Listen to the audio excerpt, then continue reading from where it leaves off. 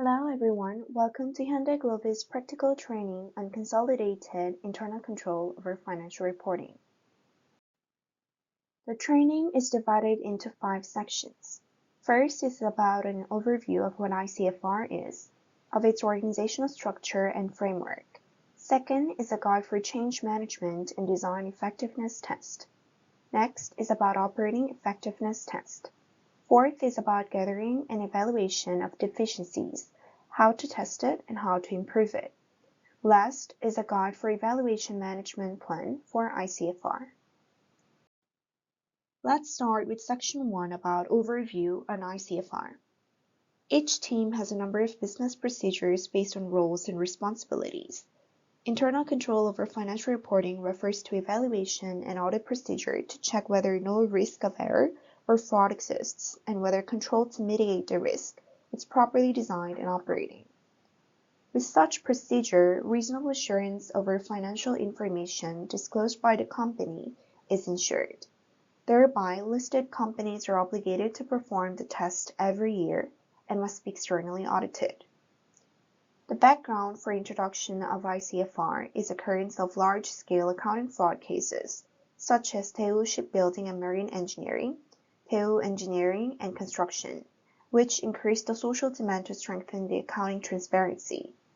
Thereby, the Act on External Audit of Stock Companies was revised completely in 2018. In accordance with amendment of the Act, Hyundai Glovis, a listed company with total asset of more than 2 trillion won, has been externally audited from 2019 and has been expanded to consolidated level, including its major subsidiaries. If fraud is detected or qualified audit opinion is issued as a result of improper operation of ICFR, it can negatively affect the company's reputation. It may lead to several negative results, such as a decline in stock price, risk of litigation from shareholders, increase in financial costs, negative impact on business environment, and risk of supervision by FSS. Therefore, Glovis has to operate the control procedure of ICFR without any omission, and have to take active part in the test and audit. Brief introduction to operating schedule is as follows. Generally, change management to update any changes in operation procedure in ICFR documents is performed in April. Based on the updated documents, design effectiveness test is performed in May. Operating effectiveness test is performed in 3 rounds. Generally, the first is in July, second in October, and third in January the following year. The results of design and operating effectiveness tests performed throughout the year are reported to the Audit Committee every year. Detailed schedule and test procedure will be discussed later. Let's move on to overview and framework of ICFR. All departments of the company are responsible for operation of ICFR, and finance planning team of Hyundai Glovis is responsible for whole operation and management of ICFR. The results of design and operating effectiveness test and its deficiencies are reported to the CEO, and ICFR personnel should report the operating test results of ICFR to the shareholders meeting, board of directors, and audit committee every fiscal year. In the past, external auditors focus on the financial statements, but introduction of ICFR means they will now look into the entire process of preparing the financial statements. So, they will review and audit the entire process of the company. Therefore, not only the accounting team is responsible for ICFR, but all departments involved are responsible for it. Next is on key documents. Of many documents used in ICFR, the most important document is Risk Control Matrix, otherwise known as RCM. Control Matrix is a document which includes detailed control activity and test procedure to achieve the control objective. The test is performed based on this document. Flowchart is a document that visualizes the workflow of each business process and controls identified in the workflow by each cycle. It may be referred to understand the overall workflow and related control activities. Each year, the first step of ICFR operation begins with change management. Change management is the process of identifying changes in the workflow and updating ICFR documents. Changes include introduction of new business, system, change in workflow, and organizational structure. In case of change in the workflow, the level or characteristic of risk arising from the workflow may also change. Accordingly, procedures must be performed to re-identify possible risks according to the change and design control activities. The series of process to update the procedure in ICFR documents is called change management. Hyundai Glovis performs change management every April to May. Based on a survey, change in control activities compared to last year is inquired to each team, and changes are identified. Then, interview may be needed to identify the work, and ICFR documents are updated. Once a year, survey is conducted targeting all departments, but changes in various workflows such as introduction of new system, change in the organization structure may arise during the year. Therefore, changes that arise after survey conducted in April should be informed to Finance Planning Team, the ICFR department. Once change is completed, Design Effectiveness Test is performed. Design Effectiveness Test refers to test procedures to identify whether ICFR is designed to prevent or detect significant error or fraud that may lead to material misstatement of the financial statements. To review the adequacy of the design, each control department should submit the population and one sample of evidence for the tests. Operating Effectiveness Test is a test procedure to check whether it is operating as designed in ICFR documents. It is performed in 3 rounds throughout the year as a sample inspection. To perform the sample inspection, population for the testing period is checked, and sample size is determined based on the number of population. The bigger the population size, the bigger the number of samples. For example, population for annual control is 1, so a test for 1 sample is performed. For controls performed once a month, 2 samples are selected from population of 12 months. The key point in operating effectiveness test is checking the completeness of population. If the population is not secured completely, in other words, if the total case for population for the testing period cannot be checked, or partial population is submitted, the operating effectiveness of control cannot be ensured, no matter the number of evidence submitted. In such case, population or correction of evidence for the test and audit inspection may be requested several times. So, please submit the population and its completeness as stated in our RCM every testing period. Finance Planning Team checks the completeness of population submitted, selects samples, and requests evidence for the sample selected.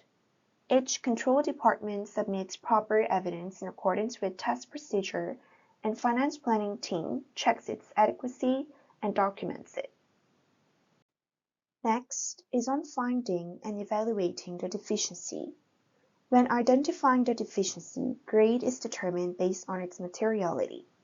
If material weakness or a significant deficiency is found, audit opinion may be modified depending on its significance. As change in audit opinion is disclosed in DART system, it may have a fatal impact on the entire company. Deficiency can be categorized into 2, design and operational deficiency.